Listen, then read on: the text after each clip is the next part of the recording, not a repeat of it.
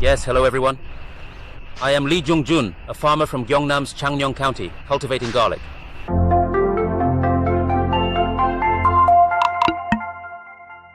This plot here is just under 13,000 pyong.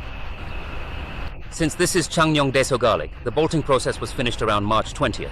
For the third application, I meticulously checked the garlic's condition. I began planting the small bulbils on October 24th, specifically the inner ones.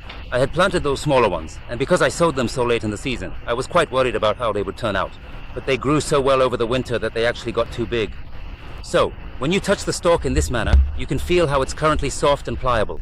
When it's soft like this, adding top dressing fertilizer can cause hollow or split garlic.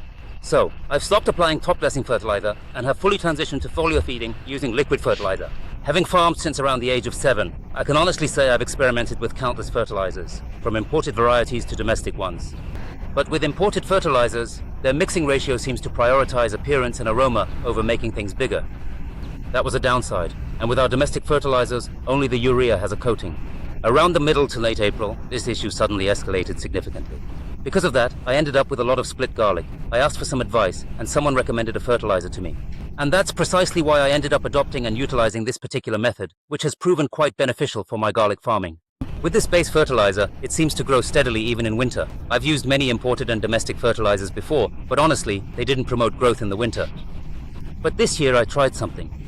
Even if you plant small cloves, with proper water management, the garlic turns out uniform. Usually the inner ones are tiny, but they're uniform.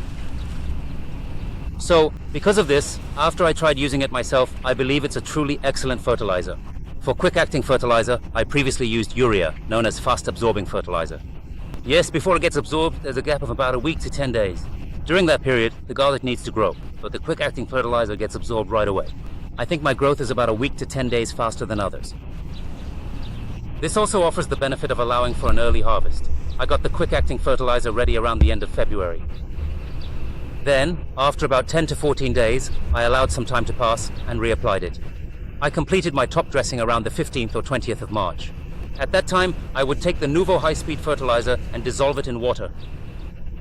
I diluted 3 kilograms in 3 tons of water and applied it every 10 to 11 days, incorporating it with pest and disease control applications together, so I didn't get any rust disease, and I think I had less leaf blight too. If you look down here, you'll see my soil is sandy soil. It's sandy soil here. However, in Changnyong, whenever it rains, we get a substantial amount, anywhere from 50 to 100 millimeters at once. Every week, so the ground never has a chance to dry, which leads to leaf blight that thrives in hot and humid conditions, and basal rot from cold and humid weather. When the tips turn purple, that's basal rot.